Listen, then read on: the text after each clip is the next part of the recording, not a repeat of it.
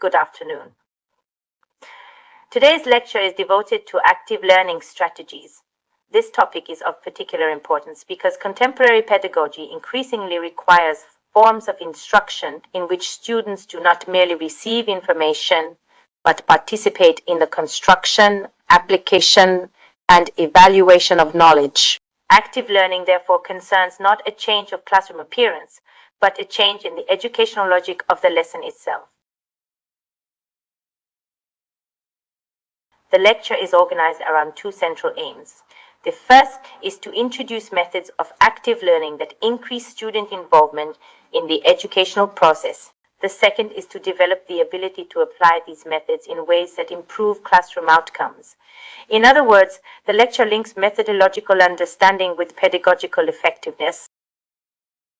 The objectives are arranged as a progression.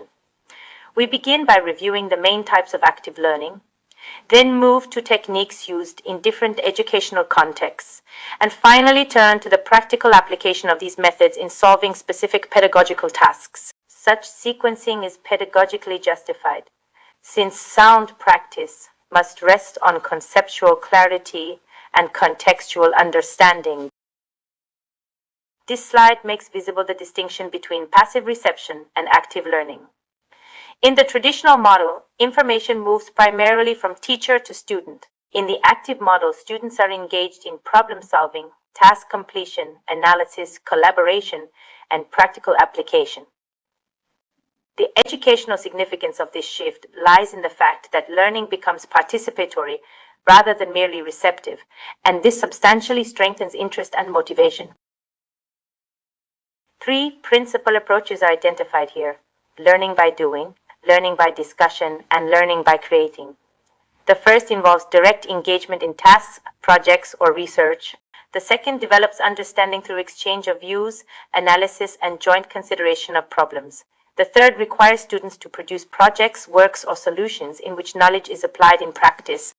Together, these approaches show that active learning may take different forms, while remaining united by one principle: the student acts as a participant rather than a spectator. The structure of active learning rests here on three principles: interactivity, problem solving, and reflection. Interactivity presupposes dynamic exchange between teacher and students, as well as amongst students themselves. Problem solving places thought in relation to concrete tasks and real situations. Reflection ensures that experience is not left unexamined, but is analyzed so that results and difficulties become sources of improvement. The English language project example on this page illustrates how these principles may operate together in one learning task. Brainstorming is presented as a method for generating ideas and possible solutions without immediate evaluation. Its educational value lies in the release of intellectual initiative at the early stage of work, when students are encouraged to propose, compare, and extend possibilities freely. As indicated on the slide, this method develops creative thinking and the capacity for rapid response. In literature teaching, for example, brainstorming may serve as an effective way to open discussion and formulate interpretive hypotheses. Role-playing introduces real-life or near-real-life situations into the educational process. By assuming different roles, students do not merely discuss concepts, they enact them in practical interaction. This method is especially valuable where theoretical knowledge must be transferred into situational use. The language lesson example on this page demonstrates precisely this point. By simulating travel or restaurant dialogue, students apply language in a realistic communicative context. Project-based learning is built around long-term tasks in which students work collaboratively to produce a meaningful result. Its educational value extends beyond content mastery. It also develops communication, leadership, planning, and creative responsibility. The history example given here, the development of a project on a historical era in the form of a video presentation, shows how subject knowledge may be united with research, cooperation, and presentation skills. Problem-based learning places a practical problem at the center of study.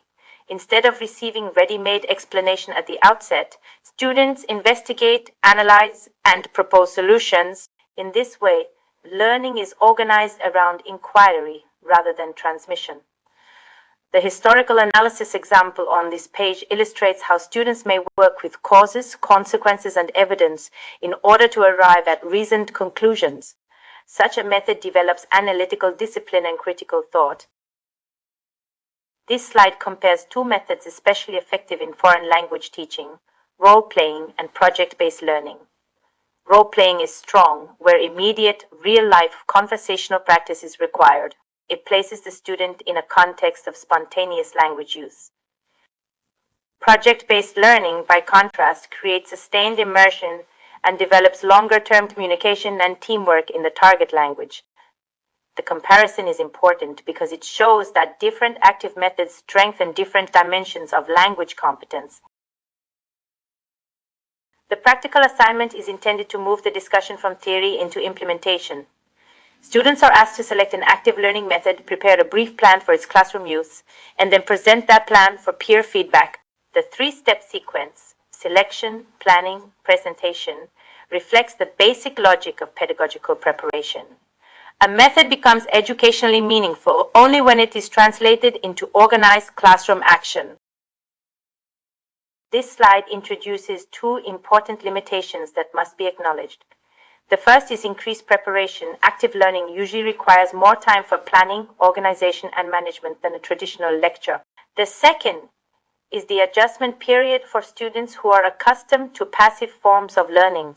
Not all learners immediately adapt to participation, initiative, and self-direction. These difficulties do not diminish the value of active learning, but they do remind us that it requires careful organization and pedagogical patience. Three conclusions are emphasized here. First, active learning promotes deeper understanding and strengthens critical and creative thinking. Second, methods such as brainstorming, role-playing, and project-based learning significantly increase student engagement in comparison with passive approaches.